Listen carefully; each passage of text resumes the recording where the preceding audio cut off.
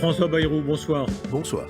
Vous êtes au cœur de l'actualité politique. Quelle majorité pour un nouveau mandat d'Emmanuel Macron? Quel rôle pour vous? Quelle réponse aux conservateurs et aux nationalistes qui sont à l'offensive actuellement? Un mot d'abord sur l'air du temps. Vous êtes un peu un doyen de la politique française. Mais j'ai été un Benjamin pendant longtemps, alors... Ouais, les Benjamins deviennent des doyens, c'est la règle. Oui, quand il dure. Quand ils durent. Hein, Mitterrand disait l'art de la politique, c'est de durer. Donc, Et Metternich, un conservateur, on parlera des conservateurs dans un instant. L'air du temps, comment vous le trouvez là en ce moment? Je trouve que ce que nous vivons est incroyablement révélateur.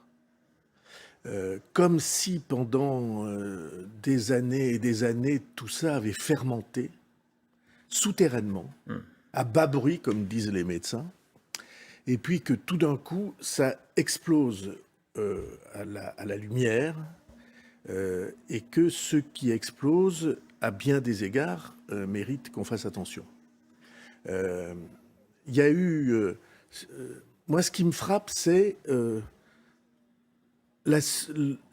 toutes les légitimités sont remises en cause. Toutes les autorités sont remises en cause. Alors, c'est une histoire qui vient de loin. Ça a commencé par la religion, qui a dominé le système de valeurs et l'autorité jusqu'à dominer le pouvoir politique, ou en tout cas à fonder le pouvoir politique. Première remise en cause. Deuxième remise en cause, les politiques eux-mêmes. Et alors ça, qu'est-ce qu'ils prennent? On a l'habitude, mais ça mérite quand même qu'on le note. Troisième remise en cause, c'est vous, les journalistes, le pouvoir médiatique, qui sont ciblés. Il faut entendre ce qui se dit de vous dans les manifestations. Et il y avait une mise en cause qui n'avait pas encore été appelée, c'était les scientifiques, et particulièrement les médecins. Alors, eux faisaient l'unanimité, ou en tout cas on considérait que c'était intouchable. Et d'avoir vu sur vos plateaux les médecins s'écharper entre eux, se vilipender, ça a ruiné le dernier socle, le dernier étage de la légitimité. On va parler de toutes ces passions. Reconstruire la légitimité. On va parler de toutes ces passions souvent excessives. Est-ce que l'heure du centre a sonné? Dans l'autre camp, certains disent le grand parti des raisonnables. Est-ce que l'heure du centre, la vôtre, a sonné? Je ne sais pas si raisonnable est le bon mot, parce que moi je crois qu'il faut de la passion, de l'engagement, qu'il faut du courage, qu'il faut de l'audace, qu'il faut du rire quand on a besoin de rire, et qu'il faut avoir de l'émotion quand on en a besoin. Mais vous avez écouté j'ai écouté votre émission avant que nous arrivions ici. Les élections allemandes viennent de se jouer au centre. C'était le titre du Monde hier, et c'était en fait le sens souterrain de tout ce que vous indiquiez dans l'émission. Ça vous fait rêver, ça? Franchement, c'est ça la perspective aujourd'hui pour vous? Non, je pense que on est dans un univers, vous l'avez décrit, dans lequel on a concurrence et assaut de radicalité. On dit des mots qu'on n'aurait même pas imaginé dire il y a encore un an ou deux. On évoque des réalités qui sont des réalités de prise violente du pouvoir, de gens qui veulent à tout prix imposer leurs lois aux autres. Des positions, qui vous ont choqué. La question des prénoms. Dans la bouche d'Éric Zemmour, vous y êtes revenu, c'est pas moi qui l'amène, dans votre discours aujourd'hui. Permettez que je finisse la phrase, et puis... Oui. Je sais que c'est très, très agaçant pour un journaliste. Pour les pauvres journalistes, c'est tellement long. Mais non, pas du tout, je plaisante, je vous écoute. En face de soi, un type qui veut finir ses phrases. Et donc... mais je pense que ce qu'il faut devant ces effondrements successifs, c'est retrouver du sens que nous puissions partager ensemble. Et s'il y a une fonction... des politiques responsables, le président de la République, c'est de donner aux gens des raisons de vivre ensemble. Alors je reviens à cette histoire de prénom, si vous voulez, puisque vous m'interrogez sur ce point. C'est dingue. Il y a quelqu'un qui a fait ça au XXe siècle, c'est le maréchal Zestrin Réputation, parce qu'il a spolié son peuple, fait des centaines et centaines et milliers de morts. Avec une xénophobie dans un autre sens, voulez-vous? Avec la xénophobie, avec l'affirmation, Mobutu, de son nom de naissance, il s'appelait Joseph. Puis il a dit, ce n'est pas possible qu'un Africain porte un prénom juif. C'est une déclaration, je ne déforme en rien sa déclaration. Mobutu Zemmour, ça lui ira droit au cœur, à mon avis. Oui, et il dit, ça n'est pas possible qu'une jeune fille africaine s'appelle Chantal ou Marie. Et je dis ça alors que dans la République démocratique du Congo, il y a 60% de chrétiens, de catholiques. Vouloir se mêler d'interdire à des gens français de donner le prénom qu'ils souhaitent, le prénom de leur histoire ou simplement de leur affection. Un de mes meilleurs amis, président de l'université de Pau, adjoint à la mairie, s'appelle Mohamed Amara. C'est un mathématicien de premier rang. Vous imaginez que dans la cour de récréation, on puisse dire à ses enfants, ton père, il porte un nom qui n'est pas français. Ce qui me frappe dans cet incroyable dérapage voulu, il cherche à toucher quelque chose qui brûle. Ce qui me frappe, c'est que je ne pense pas à la cour de récréation.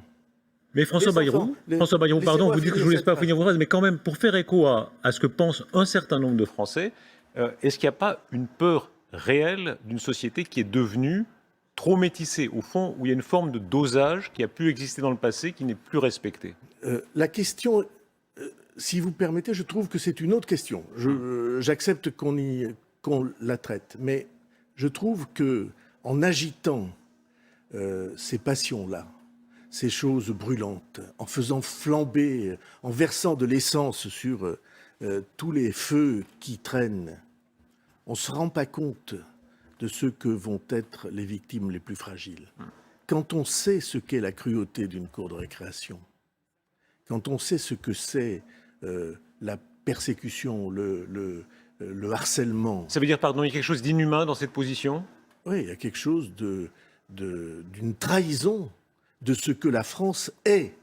Et ce qui me stupéfait, c'est qu'on laisse, vous aussi, on laisse dire ces choses sans s'en émouvoir. François Bayrou. Comme si c'était, comme si on était entré dans un temps où on peut dire absolument n'importe quoi. François Bayrou, pardon, quelqu'un dise ça va pas. Vous dites on, oui. Mais Éric Zemmour n'est pas seulement une créature médiatique. Non, il y a eu une réponse populaire quand on voit que dans ces émissions suivies par des centaines de milliers de personnes, ça c'est pas une créature des invitations médiatiques, c'est une réalité. Vous voyez... Quand on voit des programmes sur des sujets ultra-conservateurs qui ont un tel succès, il y a visiblement une envie de droite ou de conservatisme en France qui est là. Est-ce que ça, vous le reconnaissez? Vous voyez, c'est ça qui vous épate, l'audience.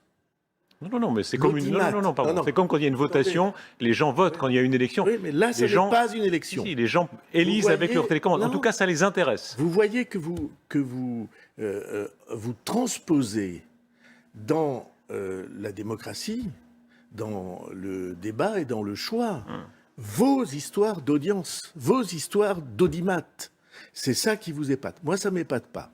J'ai une seule chose en tête, quand quelque chose est bon, je le soutiens, quand c'est mauvais, je vais à l'encontre. Et vous dites conservatisme. C'est pas du conservatisme. Il y a des choses à conserver. Je suis absolument... j'ai été ministre de l'Éducation nationale suffisamment pour savoir que on doit transmettre des choses précieuses. Mais ça, c'est pas du conservatisme. C'est de la trahison de ce que la France a toujours été. C'est de la trahison de ce que nous avons de plus précieux, de plus fondamental, qui est que la France, ça n'est pas une religion, ça n'est pas une couleur de peau, ça n'est pas une origine. La France, c'est l'adhésion à un idéal. Que dire, je reviens à cela, il y avait aujourd'hui ces journées du conservatisme, ça n'a évidemment pas toute l'opinion, mais cette partie de l'opinion qui est preneuse. Vous direz que c'est de l'audience, oui, mais de programmes qui auraient paru impensables il y a quelques années sur Sainte-Barbe ou Sainte-Eulalie, une sorte de retour à des valeurs très conservatrices en matière de mœurs aussi. Qu'est-ce que vous lui dites à cette France-là? Eh bien, je dis que vous, pardon, vous prenez pas mal ce que je dis. Je dis que vous vous laissez avoir, parce que vous prenez les mots qu'on vous propose ou qu'on vous impose. Il ne s'agit pas de conservatisme de l'essentiel de la France. Il s'agit quoi alors? Il s'agit Mettez-vous d'un le mot. dévoiement. C'est quoi? Réactionnaire? C'est quoi? Non, Quel mot vous mettez? non. Xénophobe, réactionnaire, Ça raciste? n'est Quel pas mot? réactionnaire parce que ça Alors n'a c'est jamais quoi? existé. C'est quoi? Ça n'a existé qu'à une époque horrible, et donc je ne veux pas l'évoquer ici. Laquelle? Qui est le pétainisme, la Deuxième Guerre mondiale, Ouais. enfin ce genre de choses. Zemmour, c'est le pétainisme pour vous? Non, Zemmour défend Pétain Ouais. sur l'affaire des Juifs. Donc, Il a sauvé des Juifs, dit-il. C'est immoral de dire ça? qu'est-ce que vous en pensez, vous? Ah, c'est moi qui vous pose des questions. Non, Là. mais Ne qu'est-ce que retournez vous en pas, pensez? on est face à face. Mais enfin, non, mais soyons sérieux. Non, Ben, c'est moi qui vous pose je des suis questions. extrêmement sérieux. Ouais. Si quelqu'un ne voit pas que la tentative de réhabilitation de Pétain sur le drame juif est une déstabilisation de notre mémoire collective, que des Juifs aient été livrés, et Zemmour dit c'est pas grave, c'était des Juifs étrangers. D'abord, c'est pas vrai. Parce que la rafle du Veldiv, c'était pas des Juifs étrangers, n'est-ce pas? Mais que quelqu'un ose dire que livrer des Juifs étrangers, c'est moins grave que de livrer des Juifs français. Mais à quoi ça sert qu'on soit allé à l'école? À quoi ça sert qu'on ait enseigné les grands auteurs et les philosophes et les poètes et Victor Hugo et Peggy? À quoi ça sert? Ça n'est pas du conservatisme, c'est une trahison. Vous êtes chrétien, démocrate chrétien. On parlait d'Angela Merkel. C'est cette tradition, le mot chrétien, Dieu sait si en politique maintenant beaucoup n'osent plus l'utiliser. Vous dites, je suis là. Comme chrétien, ça vous choque aussi? Oui, j'aime pas mélanger la politique et la religion. C'est très français ça. Vous voyez Angela Merkel qui au contraire dit, en fonction de mes convictions chrétiennes, j'ai accueilli des migrants. C'est tout autre chose. Hein. L'Allemagne, c'est complètement différent. Il faut que vous inscriviez votre religion sur les registres des bureaux de vote, sur les registres des listes électorales. Vous vous déclarez comme étant d'une religion. En France, c'est pas ça. Et je suis heureux que ça ne soit pas ça. Cela dit, je ne fuis pas. Je suis croyant et même, comme on dit, pratiquant. François Bayrou, pour répondre à ce courant-là dont on a bien compris combien vous vous y opposez, quelle est la force aujourd'hui de ce qu'on peut appeler le centre, la maison présidentielle, la maison commune? On voit que les choses sont en train de bouger. Est-ce que le temps d'un grand parti centriste est venu, selon vous? J'emploie jamais l'adjectif centriste, mais le temps d'un grand parti central qui reprend toutes ces traditions, qui ont tout ou presque le mot démocrate dans leur social-démocrate, démocrate chrétien, libéraux, démocrates libéraux. Moi, je dis humaniste parce que c'est ça le fondement. Hein. Emmanuel Macron est, selon vous, la tête de ce mouvement-là dans tous les cas? Et il en est la figure aujourd'hui parce qu'il est le porte-drapeau, parce qu'il exerce des responsabilités et parce que profondément, c'est quelqu'un qui vit ces choses-là, ces inquiétudes-là et ces valeurs-là. Et quel sera votre rôle à vous alors? Vous savez qu'il a été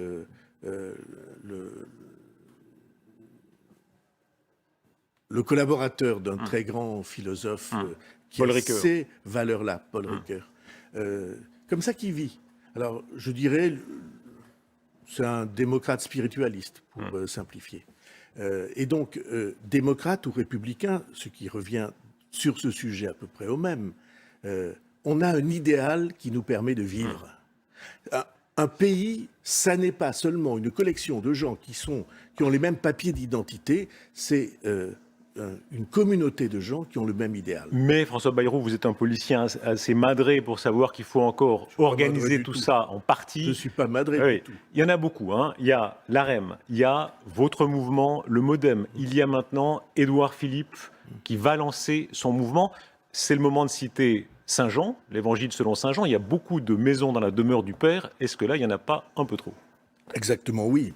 C'est la raison pour laquelle il faut simplifier ces organisations, les rassembler, leur donner une identité commune, permettre aux Français d'adhérer à ce grand mouvement républicain, démocrate, qui fait qu'on n'est pas indifférent. Est-ce que ça veut dire, soyons très concrets, que l'AREM, La République En Marche, telle qu'elle existait a vécu, selon vous? Non, je ne veux pas prononcer ce genre d'oukase.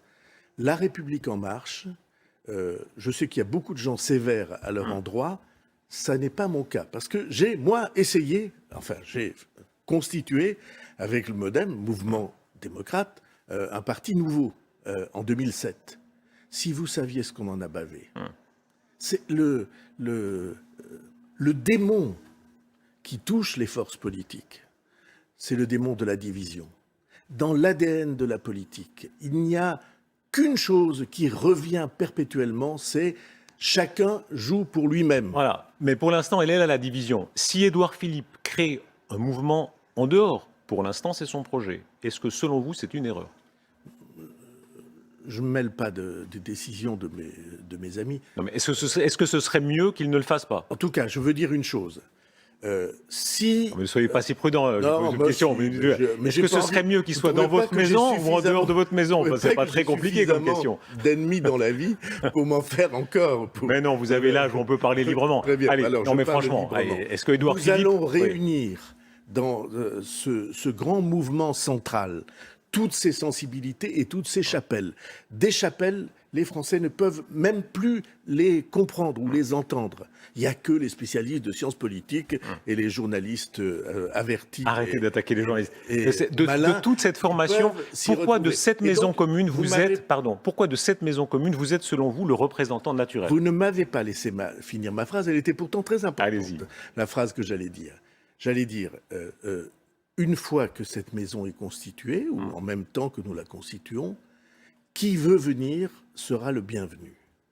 Qui veut participer à cette construction, à cet ensemble, à ce rassemblement de bonne volonté, parce que c'est de ça qu'il s'agit, et de bonne volonté pour l'intérêt général, et pour les combats qui viennent, et pour les générations qui viennent. Parce que je n'ai jamais, pour ma part, pensé qu'un parti, ça devait être pour un homme. Un parti, c'est un courant profond, comme vous l'avez décrit à très juste titre. C'est une philosophie, c'est une vision du monde, et c'est des gens qui s'associent pour la faire avancer. Quand on se rappelle 2017, votre rencontre avec Emmanuel Macron, une forme de pacte, ça a tenu, bien ou mal, plus ou moins, enfin ça a tenu, vous êtes là toujours, vous êtes toujours nécessaire, vous lui êtes nécessaire dans cette majorité à venir.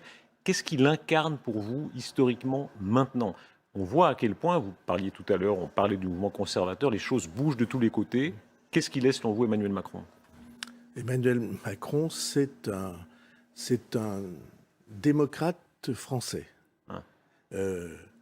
avec un sens profond du sens que l'engagement politique a.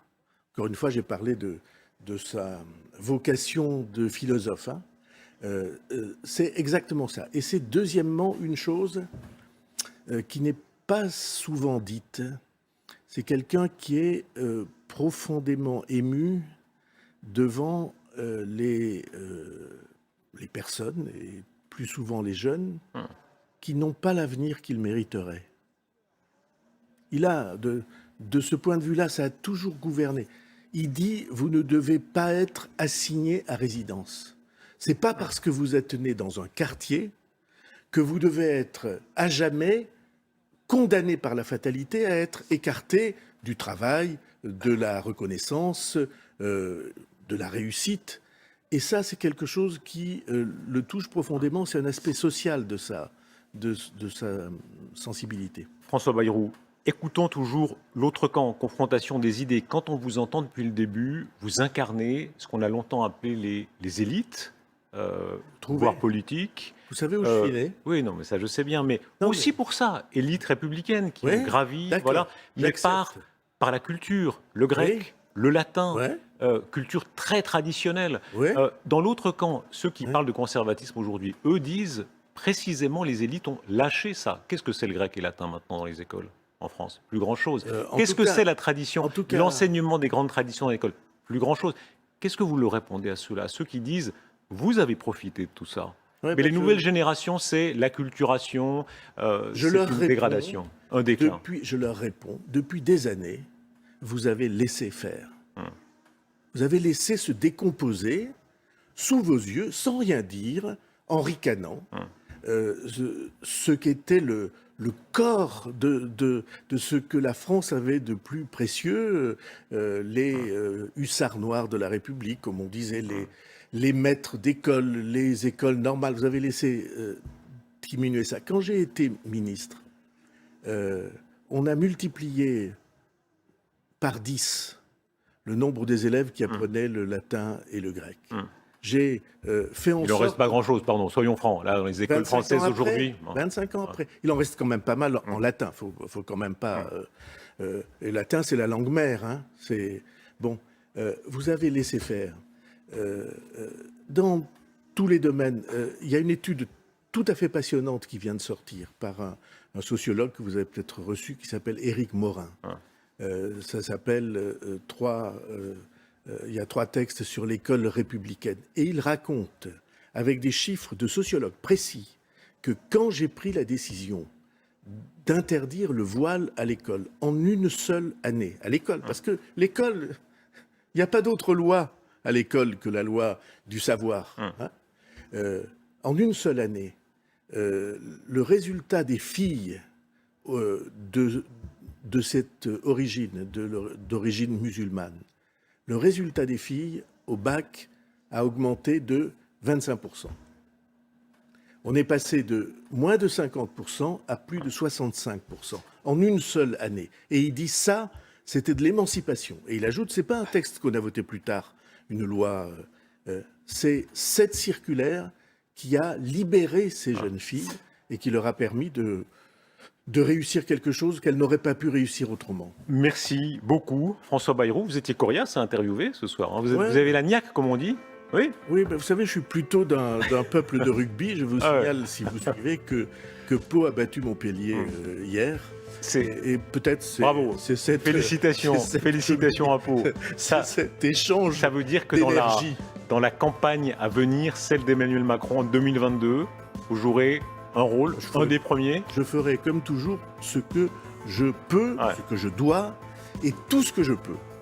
Les centristes, ils ont été beaucoup déçus. Hein. Chaque fois, on dit les centres, l'ouverture, etc. Mitterrand, 88, la vieille histoire. À chaque fois, ça ne marche pas. Qu'est-ce qui va changer cette fois?